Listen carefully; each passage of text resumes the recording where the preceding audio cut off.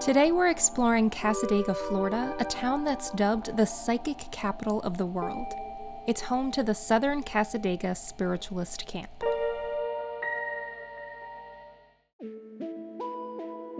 The Spiritualist Camp consists of 57 acres and 55 homes and is made up of spiritually minded people, many of whom are mediums and healers, and who practice the religion of spiritualism.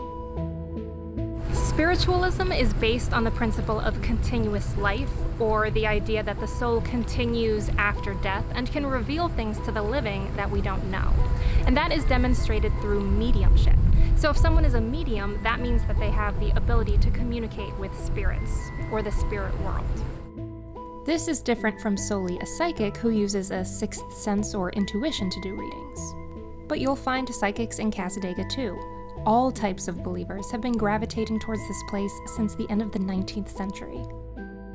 The camp was established in 1894 by a man named George P. Colby. He was a spiritualist from New York, and spiritualism was very popular in New York at that time. And as the story goes, one day during a seance, Colby received the information that he would settle a new home for spiritualists in the American South. And guided by a Native American spirit guide named Seneca, he found this location. When you visit Cassadaga, it's a little bit confusing to know which people and places are officially affiliated with the camp and the religion, as opposed to independent practitioners and businesses operating in town. The Bookstore is a great place to start your visit and get some information. The shop has lots of New Age stuff for sale, along with boards advertising various camp-certified mediums and healers available that day, as well as tours and other events taking place in the camp. There are a lot of ways for visitors to get in touch with their spiritual side in town. I personally have never been into meditation, but this mini meditation station was actually pretty nice and peaceful.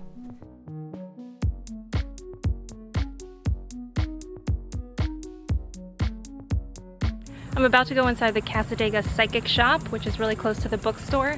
Inside they have a crystal healing bed, which has 7 crystals aligned with your 7 chakras, and it's supposed to heal you psychically, I guess. I really want to try it. This photo makes it look a little bit like a medieval torture device, but it was not so bad in the actual room. You're supposed to just lie down and relax. I chose a 20-minute session and opted to use these noise-canceling headphones that they provided. Honestly, it was a little bit weird knowing that there were people shopping just a couple of feet away, but I did my best to focus.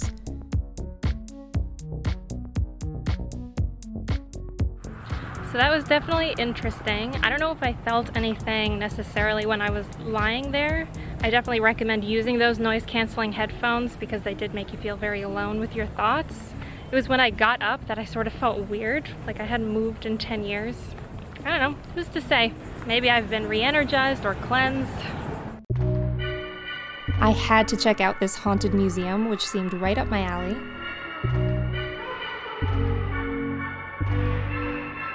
The coolest thing about the museum was that you get a flashlight to walk around with, which I thought was a really great idea. They had lots of allegedly haunted items and spooky characters from pop culture.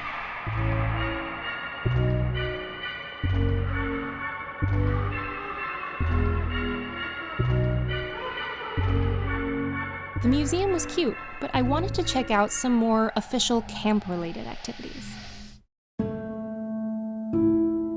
In 2013, the camp created a fairy trail, which offers visitors a chance to connect with nature spirits.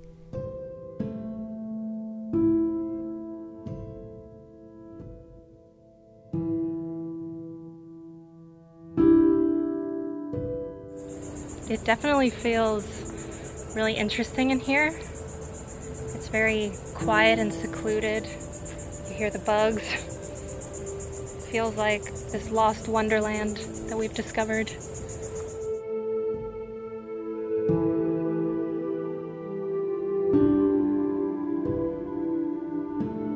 Based on the the camp's website, this is one of the vortexes, and they say that a vortex is a concentrated area of psychic energy, and there are different types of vortexes. So there's a naturally occurring one, which is what Cassadaga in general sits on, but there are also smaller man-made ones. The fairy trail is supposed to be one of those smaller man-made ones that come about because of all the energy that's being practiced and used here.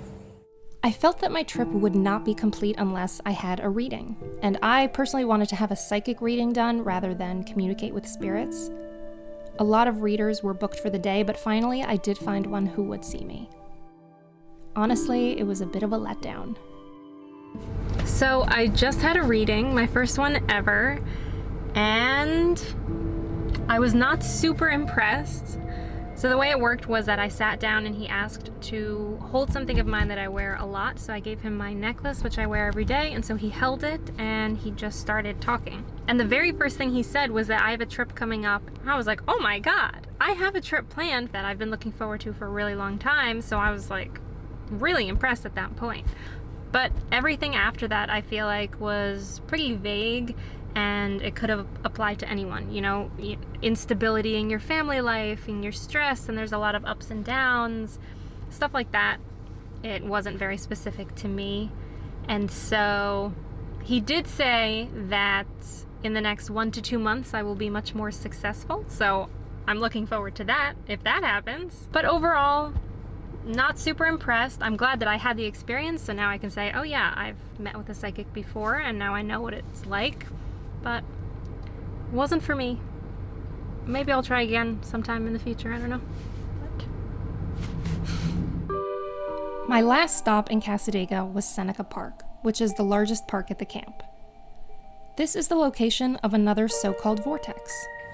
The woman in the bookstore said that between these two trees there's a spot where nothing grows, so I guess that's here. She said you'd be able to feel the vortex. I don't know if I do, but I'm gonna make a wish or prayer and hope that the energy here is amplified.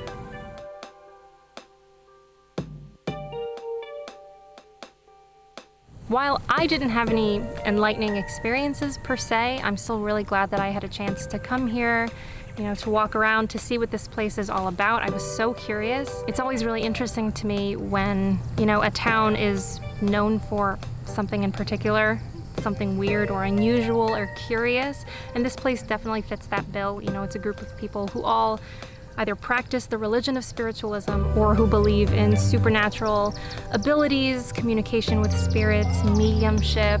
I respect their beliefs, even if it didn't necessarily, you know, resonate with me. I'm really grateful that they have so much information here, lots of tours and classes and things like that. And I hope you guys enjoyed this video.